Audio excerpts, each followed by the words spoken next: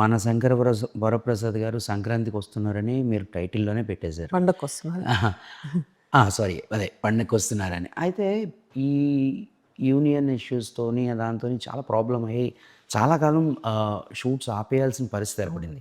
So అప్పుడు ఎలా అనిపించింది అంటే you guys have to release by any yeah! At any cost. పండక్కి రిలీజ్ చేయాల్సిందే. సో ఇంకా వర్క్ ఉంది. So how tense are you at that particular time? It was definitely a very challenging time అప్పుడు. But so ఆ టైంలో మనం ఏంటి best చేయగలం? ఓకే, ఇప్పుడు షూటింగ్ మాత్రం చేయలేము. బట్ ఇంకేమైనా చేయగలమా? పోస్ట్ ప్రొడక్షన్లో ఇంకేమైనా స్టార్ట్ చేసేసుకోవచ్చా? ఓకే. ఆ తర్వాత నెక్స్ట్ రాబోయే షూట్లు కూడా ప్లానింగ్లు కూడా చాలా టైం పట్టింది. ఆఫీస్ పనులు చాలా ఫుల్ ఫ్లెడ్జ్గా జరిగినాయి. ఎందుకంటే రీషెడ్యూల్ చేయాలి అన్ని డేట్స్, అందరు అవైలబిలిటీలు అనుకోవాలి. సో దానికి ఫండ్ ఫ్లో ఏంటి?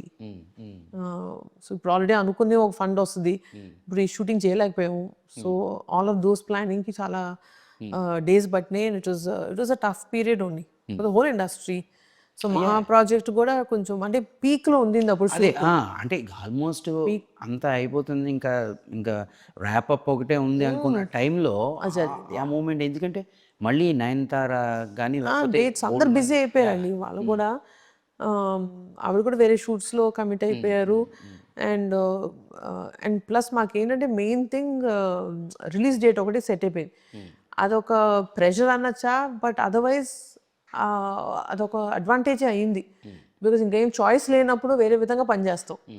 లేదు మన చాయిస్ ఉంది, అది పర్వాలేదు పుష్ చేసుకోవచ్చు డేట్ అంటే ఎంత ఫుల్ బ్రెయిన్స్ పెట్టి చేస్తుండే వాళ్ళం కాదు. అది మార్చలేమని ఎప్పుడైతే తెలిసిందో ఇంకా అందరూ అన్ని వెపన్స్ ఓపెన్ చేసి పనిచేసాం ఆ టైంలో. సో అంటే లైక్ వన్స్ ఇన్ని కష్టాలు పడ్డారు, షూట్ టైం కానీ లేకపోతే ఇలాంటి డిఫికల్టీస్ అన్నిటిని దాటుకుంటూ వచ్చారు. One the first show in theatre మీరు సినిమా చూసినప్పుడు ఎలా అనిపించింది? ఆ రోజు యాక్చువల్లీ నేను ఎప్పుడు అనుకోలేదు అలా ఉంటుందని. పెద్ద సినిమా రిలీజ్ చేసి ఫస్ట్ డే ప్రీమియర్స్తోనో ఫ్యాన్ షో చూస్తున్నప్పుడు చాలా నర్వస్నెస్తో చూసా. అసలు సినిమా జోక్స్ ఎంజాయ్ చేయలేదు నేను ఆ రోజు. అంటే మిగతా వాళ్ళు ఎలా ఎంజాయ్ చేస్తారని చూడడంతో యాంగ్జైటీను ఆ నర్వస్నెస్లో ఆక్యుపై అయిపోయిన సినిమా అంతా. సో తర్వాత ఒక 2-3 డేస్ తర్వాత చూసినప్పుడే నేను ఫుల్గా సినిమా ఎంజాయ్ చేశాను. బట్ ఆ రోజు మాత్రం అలాగే అనిపించింది. What are the best compliment you got after the movie release? From fans and audience they said thank you for giving us vintage Chiranjeevi vintage giving us our Chiranjeevi back.